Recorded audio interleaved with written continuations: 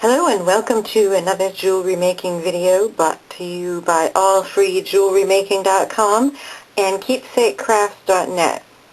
Today we'll be learning how to make this great necklace made with a whole variety of beads. It's a wonderful way to use up some of those leftover beads in your stash, and it works up very quickly.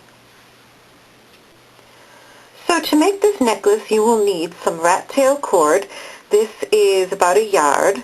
You'll also need 2 of these little components, and I'm showing you a couple different types that you use when you use cord to make a piece of jewelry. And this gives you a way to attach a clasp.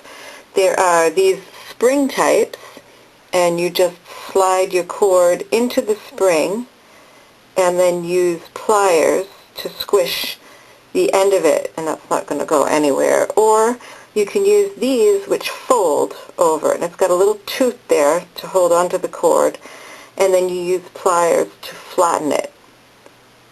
And that way you can put a jump ring and a clasp on the end of that.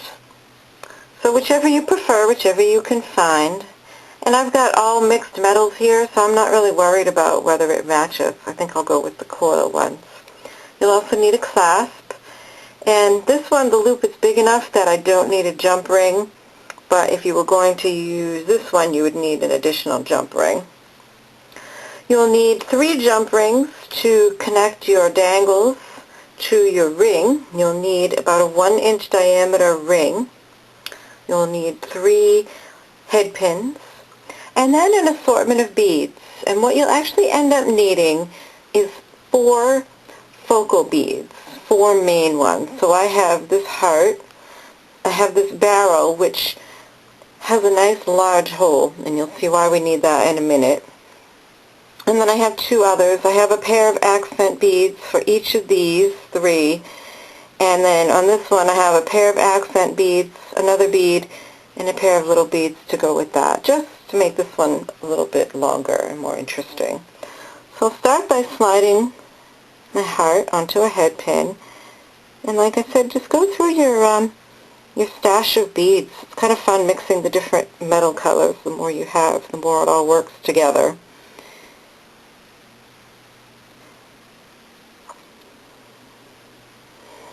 And make yourself a bead dangle. Just like that. So there's that one.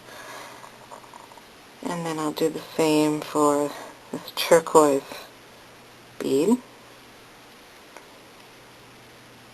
And if you find that your beads are going to slip through the head pin, just go ahead and throw a seed bead on. And that will keep it in place.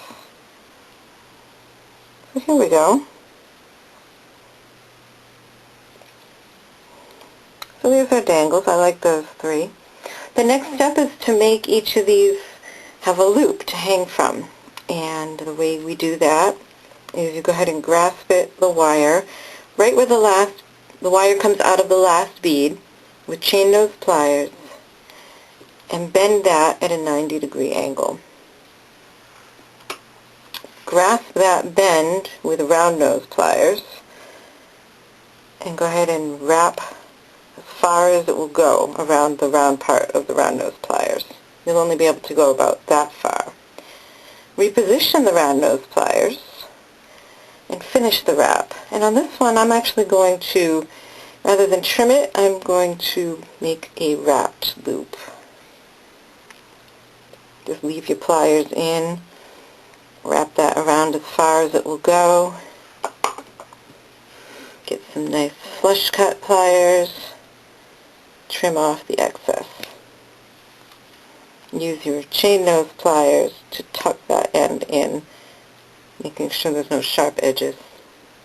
So there's one, and repeat that for your other 2 dangles. So here I've gone ahead and made my 3 dangles, and I've folded my rat tail cord in half and then slid these 3 beads onto the cord. And this is why you need these 3 beads to have larger holes so that you can slide them on. And if you have a little bit of trouble, you can kind of poke it through and then go ahead and grab the cord with a pair of chain nose pliers and pull it through the rest of the way. So once you have your 3 accent beads on your cord, go ahead and pick up your ring, slide the rat tail cord loop through the ring, and then go ahead and slide the ends back through it along with your barrel. And that is how we attach that. And I'm going to actually slide the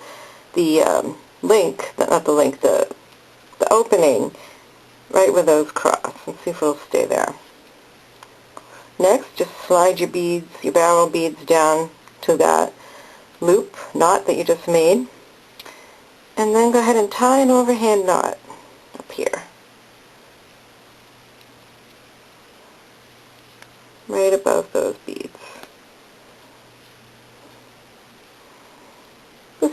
It keeps it in place, but it also looks interesting just to have those knots. The final step, well, second to last step, the penultimate step, is to open your jump rings.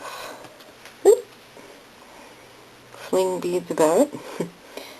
And go ahead and connect all 3 of your dangles to the ring. So I'll put the longer one with the heart in the middle. Sorry. And put a shorter one on either side. Make sure your jump rings are closed securely, that they meet, and look at it from the top and from the side. Make sure that they're actually meeting in a perfect ring. And the way you open a jump ring, now these are big, so I'm using my fingers on one side. Smaller ones, you'll use 2 pairs of chain nose pliers. Position the split at 12 o'clock.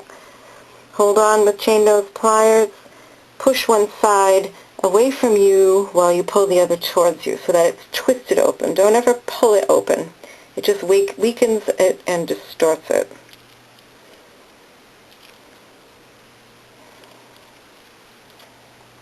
Fiddle with that for a moment. Make sure that's closed properly. Okay. The last step is to attach your little findings and attach your lobster clasp, and you have a great, quick, kind of funky, interesting necklace. I hope you've enjoyed this video. Here's another look at the necklace we made today. Please be sure to check out keepsakecrafts.net for more crafting, jewelry, and sewing ideas and inspiration. Thanks for watching.